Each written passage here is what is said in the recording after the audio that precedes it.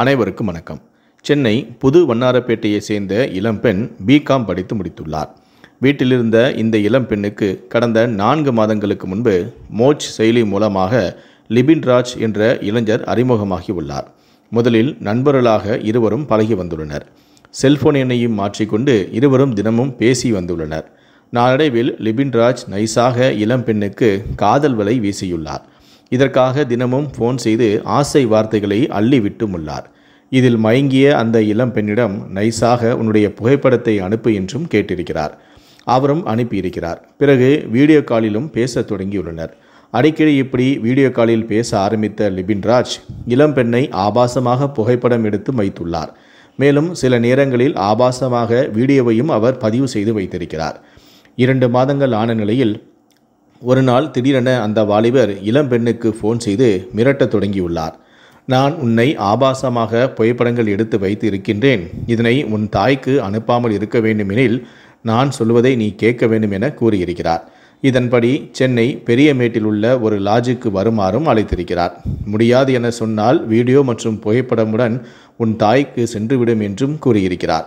இதனால் பயந்து போன அந்த இளம்பெண்ணோ லிபின் ராஜ் கூறியபடி அந்த லாட்ஜுக்கு சென்றிருக்கிறார். அங்கு அந்த இளம்பெண்ணை கட்டாயப்படுத்தி லிபின் ராஜ் உல்லாசம் அனுபவித்தும் இருக்கிறார். பின்னர் மீண்டும் கடந்த மாதம் இதே போல மிரட்டி அதே பெரியமேடு லாட்ஜுக்கு வா என அழைத்திருக்கிறார்.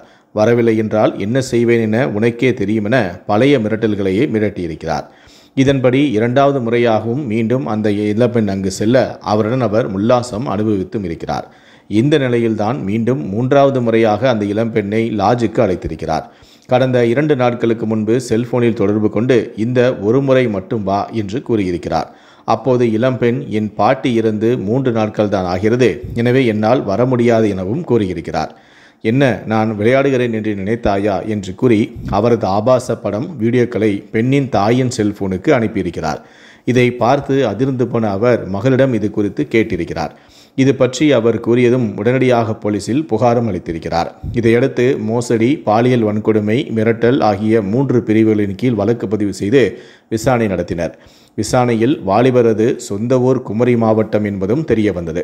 இதையடுத்து அங்கு சென்று போலீசார் லிபின் ராஜை அதிரடியாக கைதும் செய்தனர். அவர் ஆட்டோ டிரைவர் என்பதும் தெரிய வந்தது. இதையடுத்து அவரிடம் போலீசார் விசாரணை மேற்கொண்டு வருகிறார்கள்.